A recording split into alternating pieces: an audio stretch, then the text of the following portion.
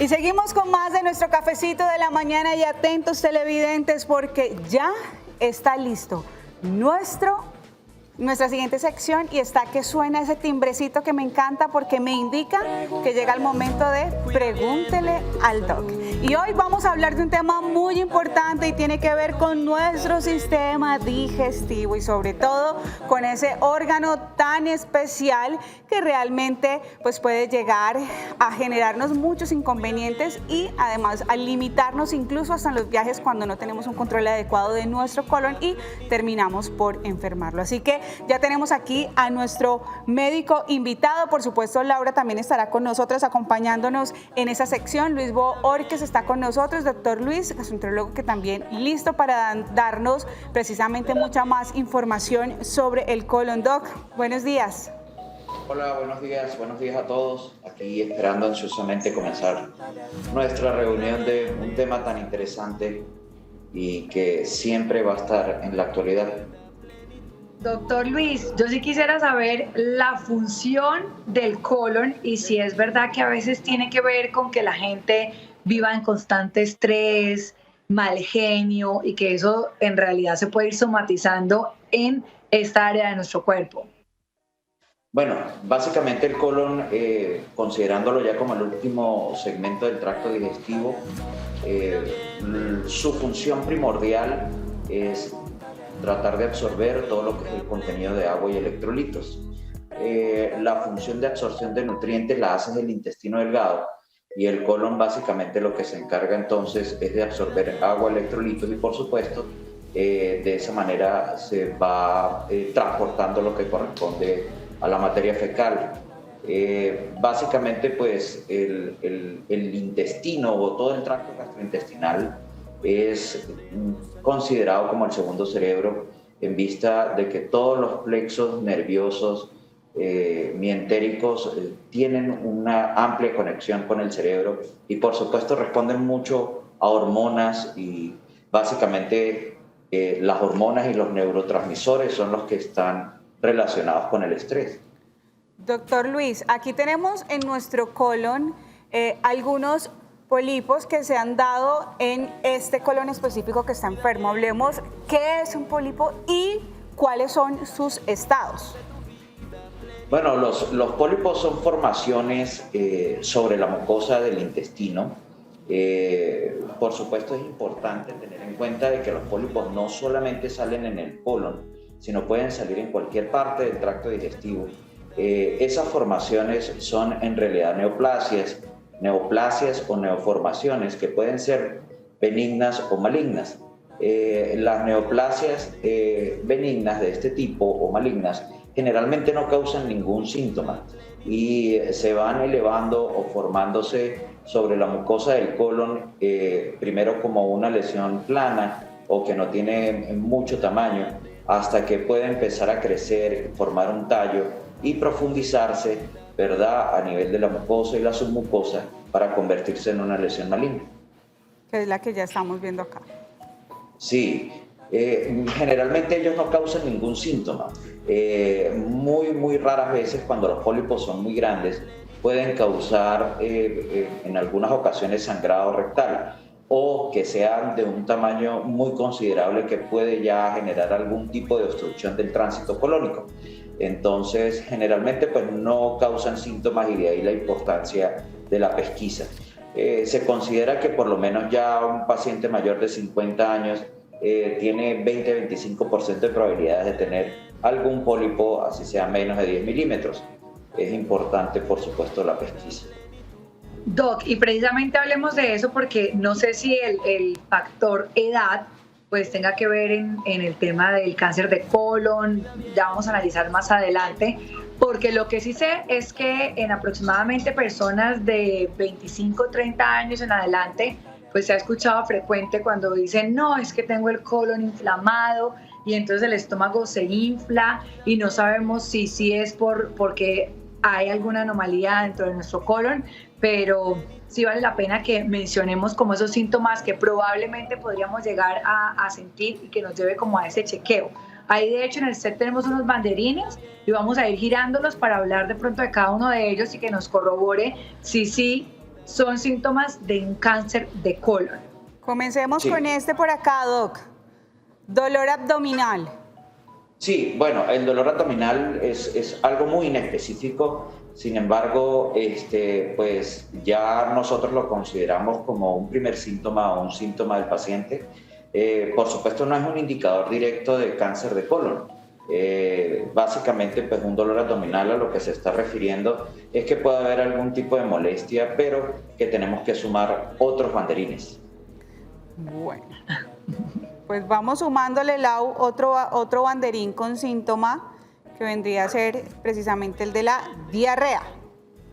La diarrea es muy importante tenerla en cuenta, sobre todo como consideración de un cambio de hábito intestinal. O sea, la diarrea, generalmente, pues la diarrea aguda, que es la que podemos tener después de una transgresión alimentaria, de un fin de semana, después del Día del Padre, comiendo un asado, puede darnos una diarrea de 2 o 3 días. Sin embargo, ya cuando se convierte en una diarrea crónica, que tiene más de 21 días de deposiciones líquidas, pues ya se considera como un signo de alarma.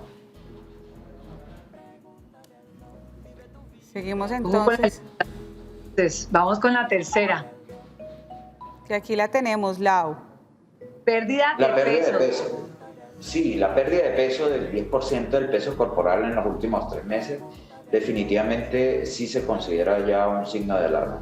Eso sumándolo a los banderines, pues ya nosotros nos enfocamos un poco como que hay un problema en el tracto gastrointestinal importante que tenemos que comenzar a investigar. O sea, la pérdida de peso pues está asociado al incremento del tránsito intestinal o muchas veces al balance negativo que hay porque el paciente entra como con pérdida de apetito.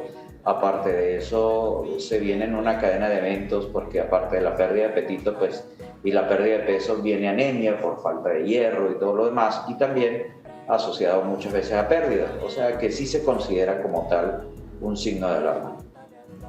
No, es que usted súmele a eso cuando uno está en días de diarrea, ¿baja o baja? Sí, algo baja. prácticamente que lo Sí que baja. te estás alimentando va saliendo. Claro, realmente sí, porque un tránsito colónico puede durar de 72 horas, incluso lo que comimos hace 3-4 días todavía lo podemos tener dentro de la luz del intestino. Básicamente, pues eso ocupa espacio. La luz del intestino puede tener 7-8 centímetros con 1,40, 1,60 de longitud. O sea que cuando empezamos nosotros a desocupar, pues sí, bajamos de peso porque bajamos de peso.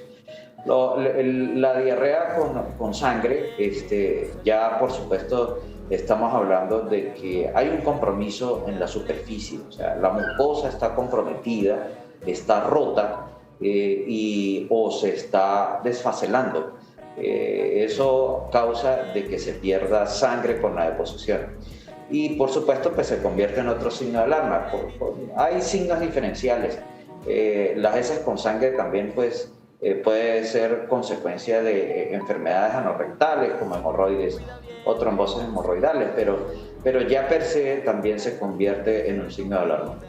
Doc, y vamos a sumarle a estos banderines el vómito y uno que también tenemos como de estos síntomas, digamos que siempre tenemos como la estrella, que es el tema del estreñimiento. Sí, el vómito, considerando el tracto digestivo inferior o el colon, pues el vómito es como un estado muy, muy avanzado ya de una enfermedad, porque el vómito lo que nos está hablando es que está obstruido el tránsito intestinal. Entonces, pues por supuesto el paciente vomita, o sea, no es como que el primer motivo de consulta, porque antes de que un paciente llegue con una obstrucción de colon, una obstrucción intestinal baja, pues ya ha tenido los síntomas que anteriormente, o los signos que anteriormente hemos hablado. O sea, ha venido con pérdida de peso, ha venido con deposiciones con sangre, o ha venido con un dolor abdominal crónico. Entonces, ya el vómito, pues nosotros lo consideramos como algo un poco más complicado o avanzado de la enfermedad, en tal caso. El estreñimiento forma parte de lo que estábamos hablando anteriormente, el cambio agudo de los hábitos intestinales. El cambio agudo de los hábitos intestinales per se ya es un signo de alarma. El estreñimiento puede ser por obstrucción mecánica de la luz del intestino, es decir, que hay una masa, un pólipo que no deja pasar la materia fecal adecuadamente, o simplemente porque el paciente, el hecho de tener una deposición muy dura hace de que cause dolor el paso por el canal anal, y más si son lesiones de recto o muy cercanas al recto. Entonces, sí, por supuesto, el estreñimiento forma parte de lo que es los signos de alarma, como cambio de agudo de los hábitos intestinales. Muy bien, bueno, Doc, vamos también a entrar a analizar esos factores que pueden llegar a ocasionar ese cáncer de colon. Usted ya nos estaba hablando de uno de ellos y es la edad, porque cuando ya se entra como en esa etapa del adulto mayor, pues la gente no tiene la misma o el funcionamiento pues del colon no es el mismo del que tenía 15 o 20 años. Cambia todo esto, pero hablemos uno por uno. ¿Le parece? Sí. Bueno, dentro de los factores que influyen, por supuesto, la edad, los pacientes ya mayores de 50 años, aunque en las guías internacionales como de la Sociedad Americana de Gastroenterología está considerando incluso hasta bajar un poquito el rango de edad, o sea, de 45 a 50 años, como para comenzar pesquisas, sobre todo en pacientes que tengan algunos de los síntomas que estuvimos comentando anteriormente, como cambian los hábitos intestinales, dolor o veces con sangre. Sí, la edad es importante y básicamente pues el mecanismo que nosotros tenemos que tener en cuenta es el ambiente y la genética o el propio individuo. Es decir, el ambiente es, si llevamos una dieta alta en grasa y baja en fibra, con alto consumo de alcohol, pues por supuesto eso viene asociado a obesidad y a trastornos metabólicos importantes y a diabetes como enfermedad concomitante o resistencia a la insulina. Y eso pues ya forma parte como que de unos factores de riesgo que están asociados al cáncer de colon o cáncer colorectal. Muy bien, doctor, pero es importante también hablar de cuáles son esas cosas que podemos hacer y sobre todo vámonos con la alimentación, que sin duda es lo que tenemos siempre primero a la mano y lo que normalmente dejamos a un lado y no pensamos en que estamos afectando nuestro organismo. Así que vamos a hablar de esos alimentos para tener un colon saludable. Iniciemos con nuestra P, que es la P de pescado. ¿Por qué es tan importante consumirlo? No, el pescado, pues, por supuesto, es uno de los rubros de alimentos que corresponde a una fuente alta de proteínas con unos ácidos grasos de muy buena calidad. Y generalmente, pues, el pescado se ha considerado de que es uno de los alimentos estrellas, no solamente para el colon, sino para el sistema cardiovascular y todo lo demás. El pescado, por supuesto, también tiene que ver el tipo de preparación, ¿no? Porque generalmente pues, es muy cultural, sobre todo en nuestra región, consumir por lo menos el pescado en cocidos, en un guisado, que puede incrementar un poquito más las grasas y pues ahí viene la complicación. Y por supuesto el ahumado pues, es uno de los factores de riesgo que tiene que ver no solamente para el pescado, sino en la forma de preparación de todos los alimentos. Sí, es una de las dietas mucho más sanas. Sin embargo, pues tiene que ser totalmente balanceado. Lau. Bueno, vamos a seguir con la otra palabra para saber cuál es el grupo de alimentos que también de pronto pueden aliviar este tipo de situaciones o que puede llegar a perjudicar, ¿no? Porque es que los granos hay que saber cuáles sí y cuáles no, creo yo, Doc. Sí, nosotros generalmente consideramos o recomendamos al paciente porque en general la tolerancia es muy individual. O sea, nosotros a veces nos volvemos muy restrictivos en los esquemas de alimentación y hay veces pues el paciente puede tolerar algún alimento que nosotros estamos rechazando. lo que realmente nosotros les recomendamos es el grano fresco, o sea, que utilicen más grano fresco que grano seco como tal. Y en algunas ocasiones cuando forma parte importante de la dieta del paciente, el grano, pues algunos tips como colar por lo menos el frijol ya cocido y dejar la cáscara en el colador y comerse el puré. Eso le puede ayudar pues a tener el sabor, a comer realmente el frijol y a evitar, por supuesto, la cáscara, que generalmente es lo que puede causar un poco de gas. Es una fuente muy rica también de proteína y de azúcar y bastante saludable, claro que sí. Y por supuesto la tolerancia, como le estaba comentando, es individual. Claro, basarse o dejar que no sea una dieta balanceada de comer todos los días grano, a cualquiera le puede llenar de gas y puede ser un poco más complejo que una dieta más balanceada. Bueno, Doc, vámonos con el siguiente grupo para verlo si tiene que ver con los frutos secos.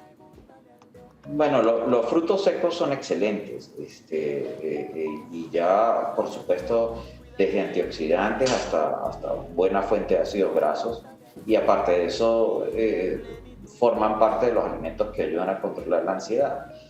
Es una muy buena fuente y sobre todo pues usarlo como meriendas, como onces, como medias tardes. Es preferible consumir 100, 200 gramos de granos secos que tratar de buscar una colación o un bizcocho, que es lo que regularmente se acostumbra, porque en realidad eso ayuda a calmar un poco la ansiedad, el hambre, y es una fuente muy sana, es bastante sana y alto contenido de antioxidantes. Doc, vámonos con la letra C de cúrcuma. Nosotros hemos venido escuchando acerca de los beneficios de la sábila, del ajo, mejor dicho, de infinidad de productos, ¿no? Pero la cúrcuma hoy en día ha tomado mucha fuerza debido a sus beneficios. De hecho, últimamente yo lo veo que lo usan para condimentar ciertos alimentos en casa. Pero ¿por qué? ¿Por qué la cúrcuma se ha vuelto como tan fuerte, o por qué hemos sido conscientes de aportes a la salud? Sí, es que, bueno, inicialmente la cúrcuma es uno de los rubros de alimentos que es un antioxidante en realidad, la cúrcuma también.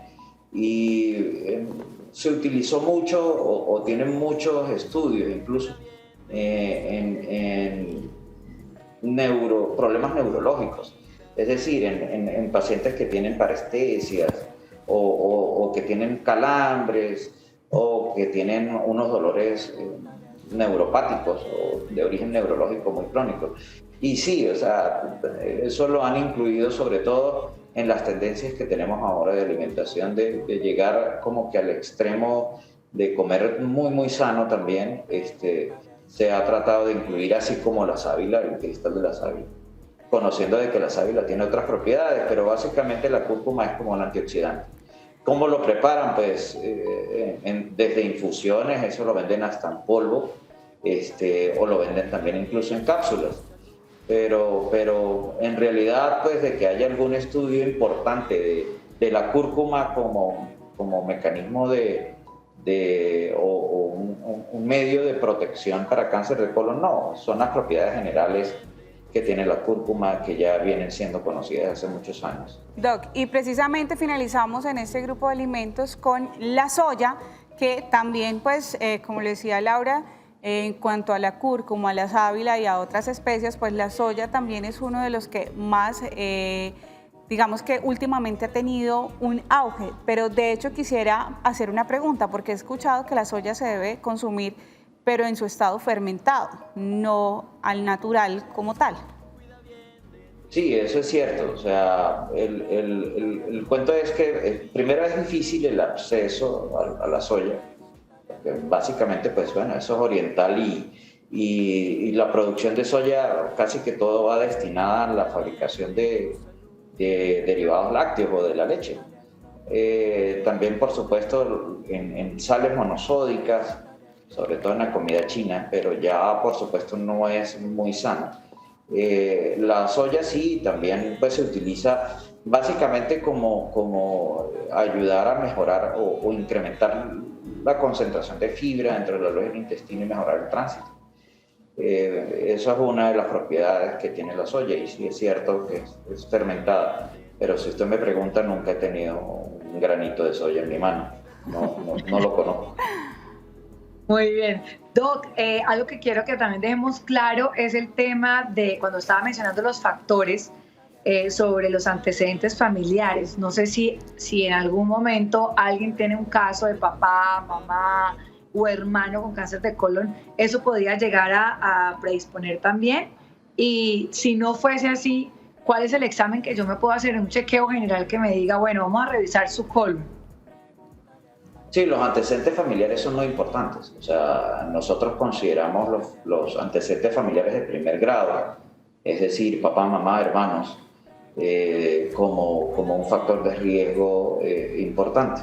De hecho, que lo metemos dentro del riesgo promedio, el hecho de que ya tengamos antecedentes familiares de cáncer colorectal o cáncer gástrico al paciente, y más si el paciente es sintomático. Comenzamos a estudiar incluso un poco antes de las edades recomendadas para pesquisa.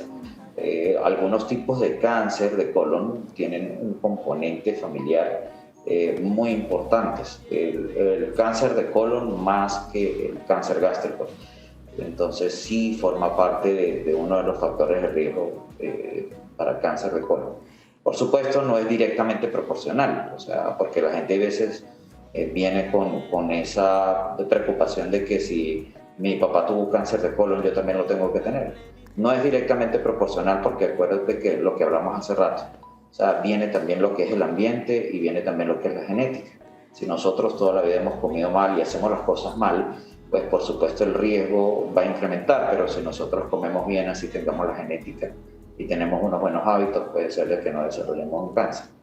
Y aquí lo importante, como siempre lo recalcamos cada vez que tenemos un Pregúntele al Doc, es que consulten a los profesionales, que no se queden con lo que simplemente hablamos aquí en el Café de la Mañana. Si usted ve que hay alguno de estos síntomas, no digan, tengo cáncer de colon. No, vaya al médico, hágase un chequeo general, que es importante que al menos una vez al año usted lo haga para saber cómo está el estado de su cuerpo en cuanto a la salud. Pues, doctor, muchísimas gracias por haber tomado el tiempo con nosotros aquí en el Café de la Mañana.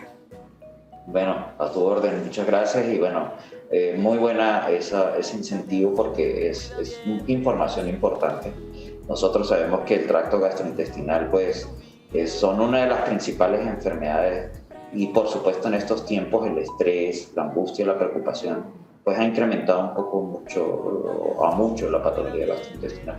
O sea, para nosotros es muy importante que se difunda esta información. Así es, doctor, muchísimas gracias.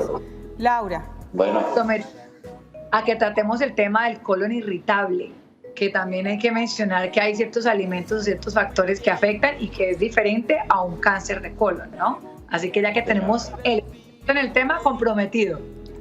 Bueno, con gusto, claro que sí, con mucho gusto. Ahí estaremos.